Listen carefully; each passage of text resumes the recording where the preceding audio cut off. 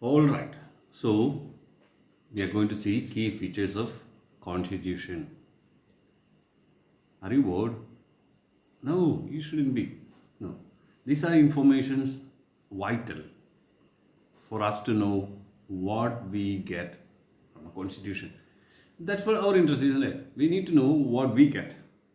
But remember, in constitution, it is not only what we get. There is also a part saying what you have to do. To get something, you have to do something, isn't it? If you don't do it, the others will not get it. If you don't treat others good and expect others to treat good, doesn't work. So there is rights and duties. You will see that in detail in some other class probably. So one of the first idea put forward by the Constitution is what? Federalism. What is federalism? Technically, it refers to the existence of more than one level of government in the country. It is not just one central government which is ruling India. How many type of governments you know in or levels of government you know in our country? We have a local problem. Where we go first? Are we going to the Indian government? No, you are not going to go to Delhi if you have the road is not good. The road is, damaged. You're not going to write to the Prime Minister of India or President of India saying, no, the road in front of my house is damaged or the drainage is leaking. Where are you going to go? You go to the panchayat, isn't it? That is a form of a level of government. We have panchayats, we have block panchayats, we have district panchayat, we have state governments, we have central government. So there are so many layers of government we have. That is called federalism. The power is being shared in different layers. The power to govern, power to rule the country is not concentrated in one person or one group of people or one system. It is split between so many different groups. That is called more than one layer of government. That's what first and foremost key feature of our constitution, federalism. The different layers of government. Is that clear now?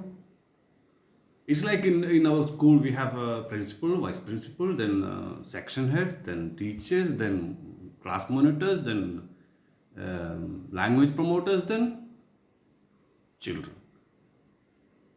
Okay, so this different level of administration. Okay, so that is federalism, first point. Second one, parliamentary form of government.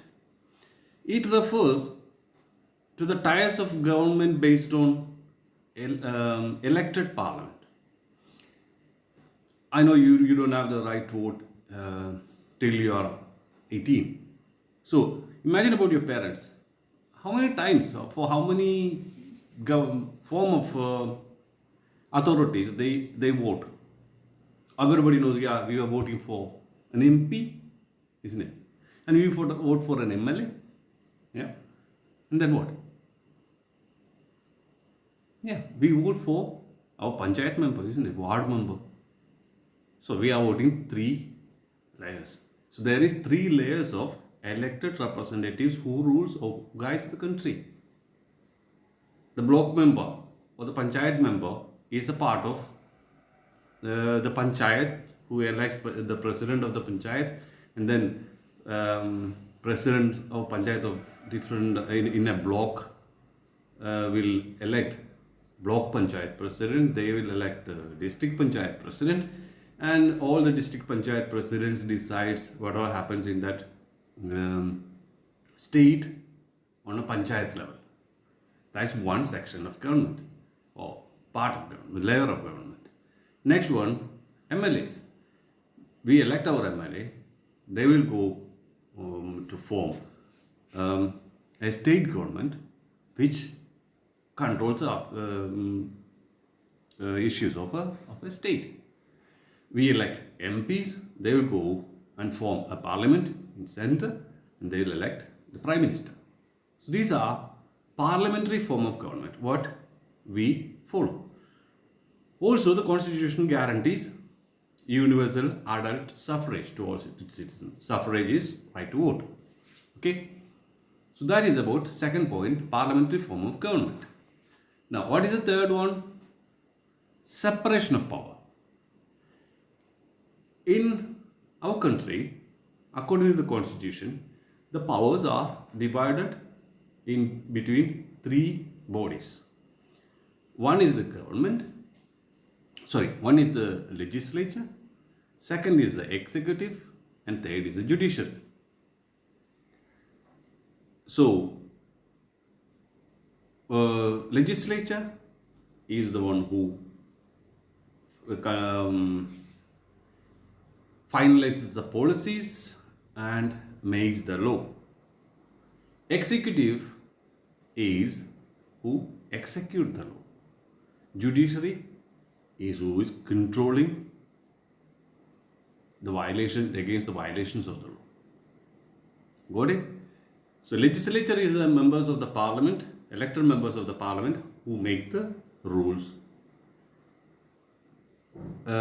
Executive is the officials, let's say the IAS, IPS, collectors, such officials is executive form. And judiciary is of course the Supreme Court judges and justice of Supreme Court or primary courts or High Court, etc. So these are three separate wings, three separate organs of the government. They are called the organs of government. Like we have hand, head, and leg. Government has got legislature, executive, and judiciary, right?